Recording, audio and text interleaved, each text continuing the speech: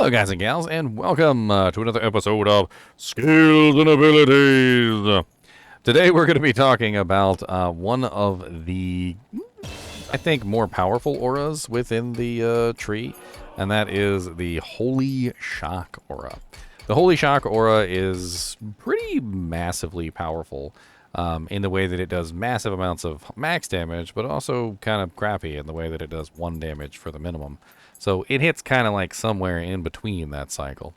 Like Holy Fire, it does massive amounts of damage in its respective element, but it's a much higher level aura, which means that you really can't build it early on because it's one of those level 24 auras.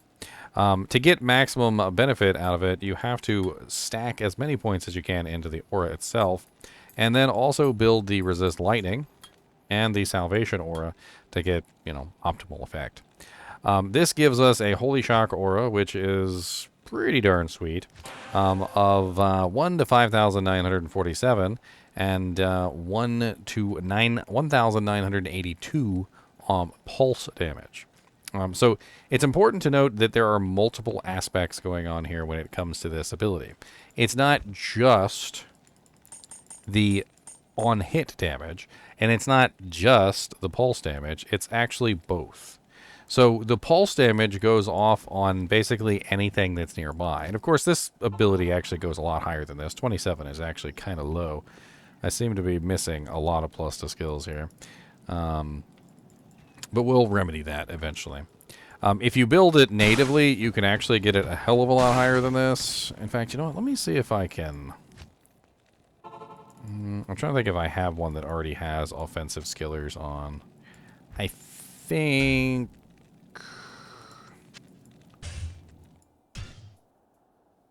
Hydra does. Let's try Hydra. I think he's running full offensive skillers, isn't he? Yes, he is. And that'll be a little bit more plus to skills than the average Doojanks. Give us a little bit better idea of how this works. And we can always throw on... Got a dig boss, +2. That'll work just fine for now. We don't really have a good weapon and shield I can throw on him, though, unfortunately. Let's see what I can grab from one of my other characters so we can get a better representation of the way that this would work.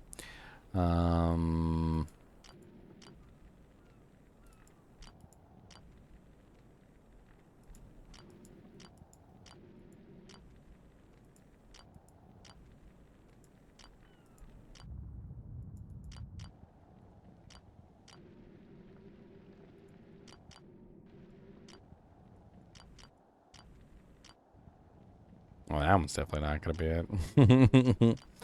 I was going to steal some equipment, and that's definitely the wrong one to steal equipment from. Let's try the North Star Paladin. I think he has some pretty decent plus to skill equipment that we can yank.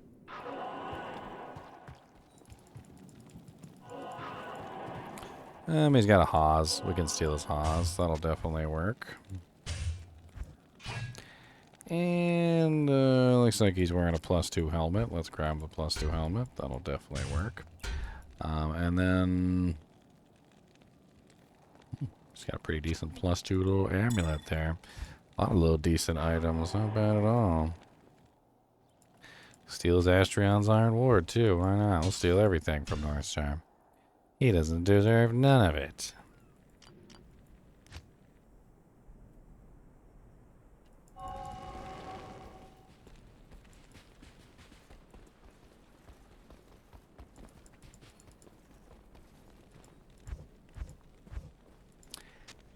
Yoink.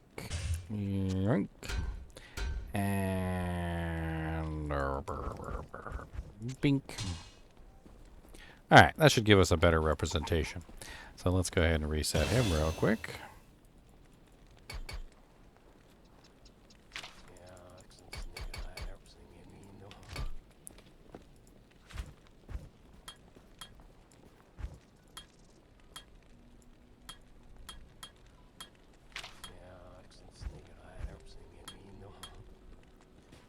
Alright, now we're looking at level 38, which is a lot better than what we were looking at before. And as you can see now, it does 1 to 10,000 damage and 1 to 3,342. And it can get a lot higher than that.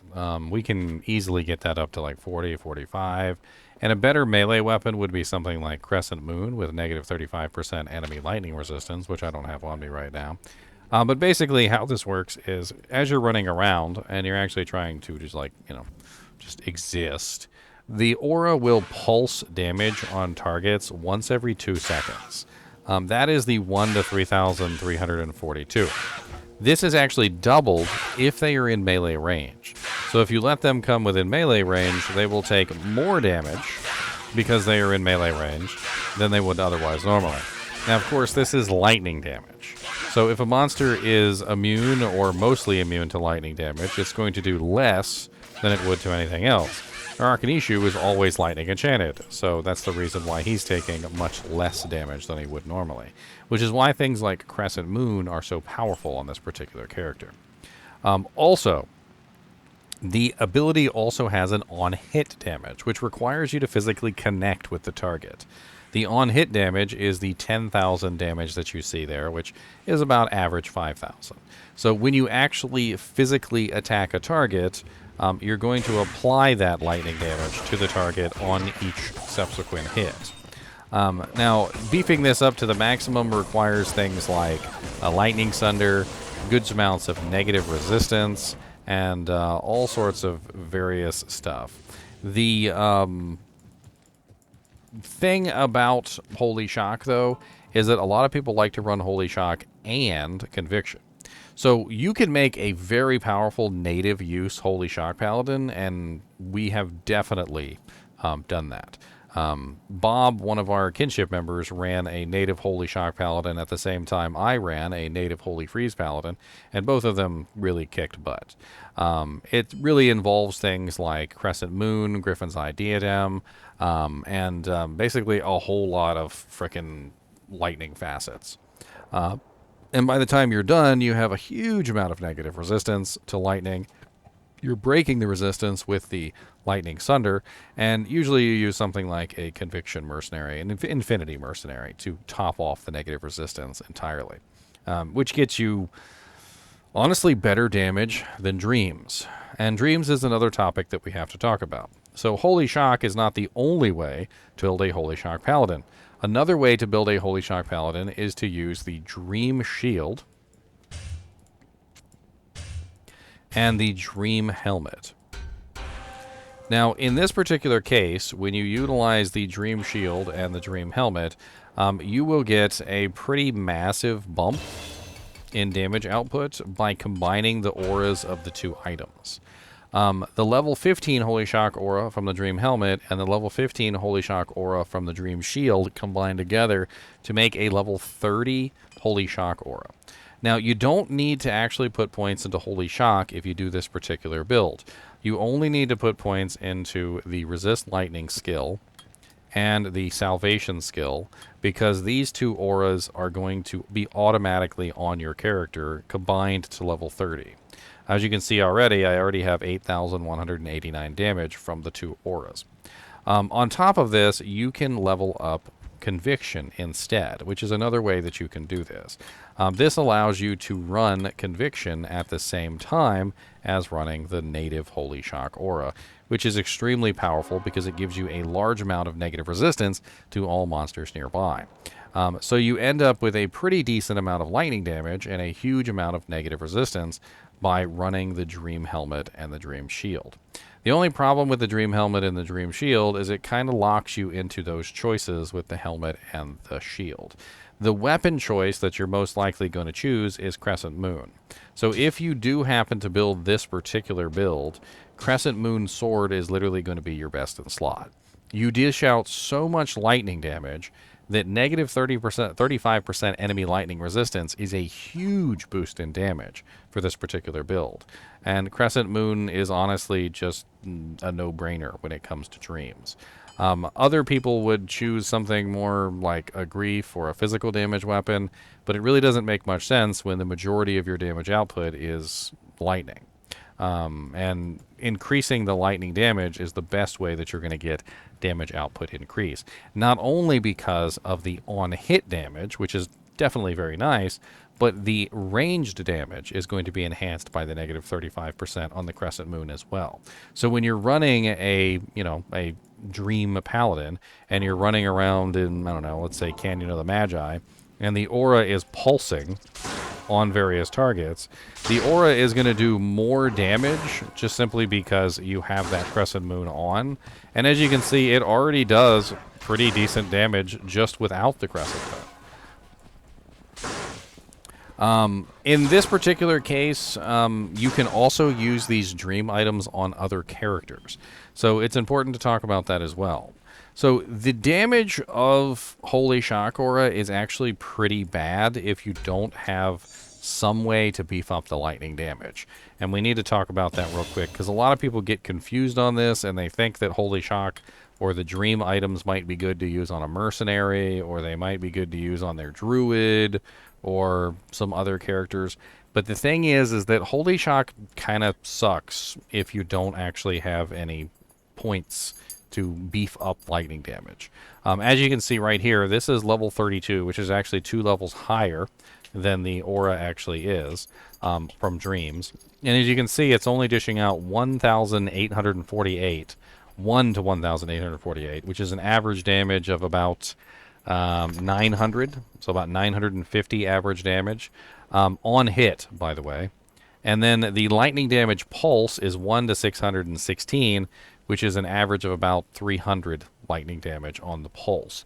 As you can see, it's nowhere near as good. Even if you can wear both items, it's nowhere near as good as with the synergies. There is one exception to this, and that is the Lightning Sorceress. So the Lightning Sorceress has Lightning Mastery, which will enhance any lightning damage that comes out of the character. Now, if you put 2 dreams on a Lightning Sorceress with maxed out Lightning Mastery, you actually can get equivalent damage to a Holy Shock Paladin using this method. It's actually known as the Dream Sorceress. So a Dream Sorceress is totally a build that goes on utilizing Holy Shock.